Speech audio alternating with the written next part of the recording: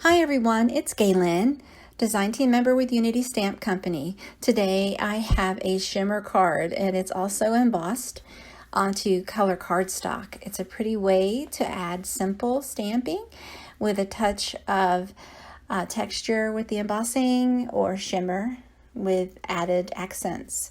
So for the stamping, I have one kit called I Shall Not Want. It's beautiful. It has a beautiful corner floral. I'm going to use it on a bottom corner of a side fold card, and I'm also using Heart of Autumn. It's the August 2020 sentiment kit, and it's filled with really large and beautiful sentiments and coordinating smaller words.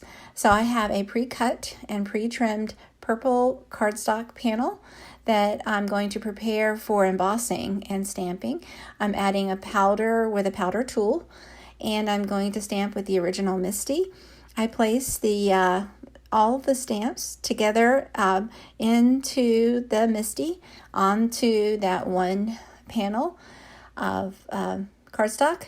I am also going to go ahead and add white pigment ink. It's Gina K Designs premium white pigment ink. I love it. It's great. It's not necessary to heat emboss using this white pigment ink, but I'm going to show you a way to just add the stamping and let that dry, or you can go the next step and heat emboss.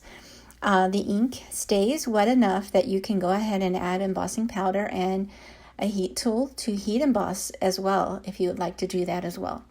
And so you can see when you heat emboss, at least when I heat embossed on this just standard cardstock, it did change the color a little bit with the heating. So if you want to keep that original shade of your cardstock, maybe you can stop at that premium, the ink by the pigment ink that by Gina K Designs.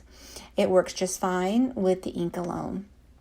And so now I'm going to add some splatters, but before I do that, I go ahead and I lightly and loosely mask the sentiment and flowers. I use the stamp backing for that. I'm not going for any kind of perfect trim on that, so I don't mind grabbing the backing every now and then when I don't need precision with the masking. And so I use watered down Liquitex white acrylic paint for the splatters and a paintbrush.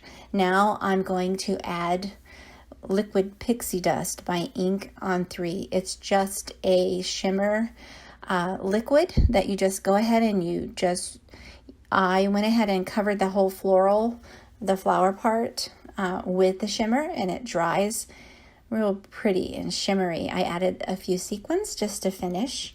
I hope you like this. I hope you give it a try. Thanks so much for watching, and I hope you subscribe to my channel. Have a great day.